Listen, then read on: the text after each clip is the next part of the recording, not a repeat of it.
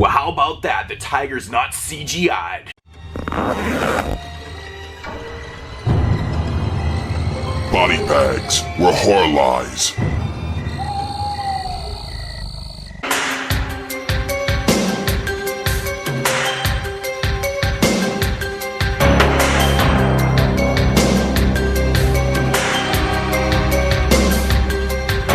Yo, what's up everybody? Welcome to week 124 here on Body Bags. I am your host Moodz616, and thank you once again for stopping in, guys. Yeah, week 124 is here, and I've got one here from Lionsgate. I've had this one sitting on the shelf for a long time, never checked it out, and I thought, hey, might as well check it out here sooner than later, right? But it's one I really didn't know anything about. But when I first picked this up, I read the premise, thought it sounded pretty cool, so I thought I'd check it out. It's from 2010, and it's a film called Burning Bright. Yeah, generally a lot of these kind of new age Lionsgate films I never really get too stoked to check out, but this one sounded pretty interesting. Yeah. But getting to the synopsis of this one, it basically follows your main character. Her name is Kelly.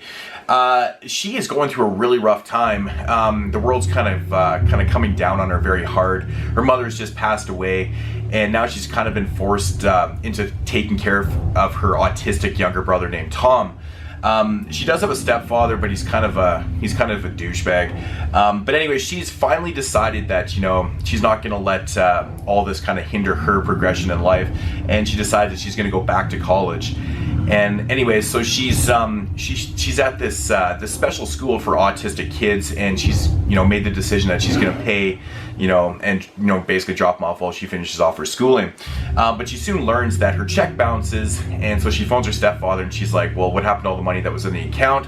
And it turns out that he cleaned out the bank account because what he's doing on her mom's property is he's turning the farm into like a safari type tourist attraction type deal, and he's purchased a tiger. So she has no money to drop Tom off at the school, and now she's forced to go back home. And yeah, but to make things worse, you know, there's a hurricane that's rolling through. Her stepfather's boarded up all the windows to protect the house so it doesn't get all damaged and stuff like that. And sooner than later, you know, she's in the house with her brother waiting for this thing to pass, and she realizes that they're not alone in the house, and now the tiger's in there, and now they're gonna fight for their life against you know, this tiger before it gets them. Yeah, and that's basically the synopsis of the film. Now, my thoughts on this one. This was actually a pretty decent film. It's more of a thriller than a horror film, but it definitely has, you know, horror elements to this. It's got it's actually scary. The whole idea of being trapped inside a house with a tiger, with really no way to get out because all the windows are boarded up with, like, you know, 1/4 or 3/4 inch plywood, is a scary thought. Plus, even if you do get outside, there's a hurricane happening, so you're not really going to be going too far with that one. So this whole kind of setup is pretty interesting, I have to say. Now, the thing that really amazed me about this film was the acting was really good. The lead in this film, I'm not really too sure what her name is. I've seen her from a couple other films, most recently Paranormal Island she was in, which was a total shit fest. But she does a really good job as Kelly in this, and her younger brother, the little boy that plays the autistic kid, I think he does a really good job as, you know, playing an autistic kid. So with that said, there's not really a whole lot of dialogue in this film. You know, there's kind of the setup to it, which there's a quick cameo by Meatloaf in this, who's actually dropping off the tiger for the stepfather. But this one's filled with a lot of kind of scary and, you know, just really thrilling scenes, I have to say, because they used a real tiger in this, and it just felt fucking scary and real. Like, imagine me trapped in a house with a tiger beating down every door and trying to get at you at every corner. That's a pretty scary thought, and plus, the setting was nice. It's basically a contained horror film. Most of the film takes place in this house, but just the thought of, you know, even getting outside and being destroyed when you're outside in this hurricane is a terrifying thought, but really good thriller. You know, I thought it was really well executed. There's a subplot in this film that kind of brings everything together in the end of the film to why all this is happening. The thing is, I completely figured it out like halfway through the film, and I was watching it with my wife, and I was like, yep, told you. She's like, yeah. It could be the product of me watching a shitload of films, you know, but it doesn't really ruin the ride at all in this film. I mean, even if you do figure out what's going on, it doesn't really matter. It's a pretty thrilling film, I have to say. You know, it's just I was truly amazed. You know, Lionsgate, I don't really give Lionsgate a lot of credit for putting out these type of thriller horror films.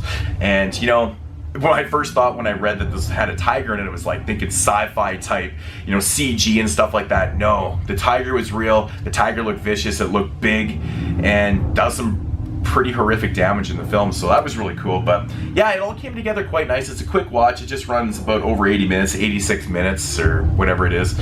But good film though, pretty well executed. And like I said, maybe a little bit predictable with the subplot of why these things are happening and stuff, but it doesn't ruin anything. I suggest giving this one a watch if you can find it for, you know, $1 or $2 or whatever. Burning Bright. If I had to rate this, I'd give it about a 7 out of 10. Pretty good film, so yeah, not really a whole lot to say about it. You know, contained horror film, really not a lot of dialogue. It's just a lot of scary moments, real tense moments and stuff, and I give them a lot of credit for the execution, and it's frightening. It's frightening if you actually think about it and put yourself into that situation. It'd be fucking terrible. I mean, how do you fight off a tiger? I mean, a tiger is vicious, it's huge, it's strong, it's taking down doors. It's kind of cool. And there's one thing about the you know, the execution of the tiger.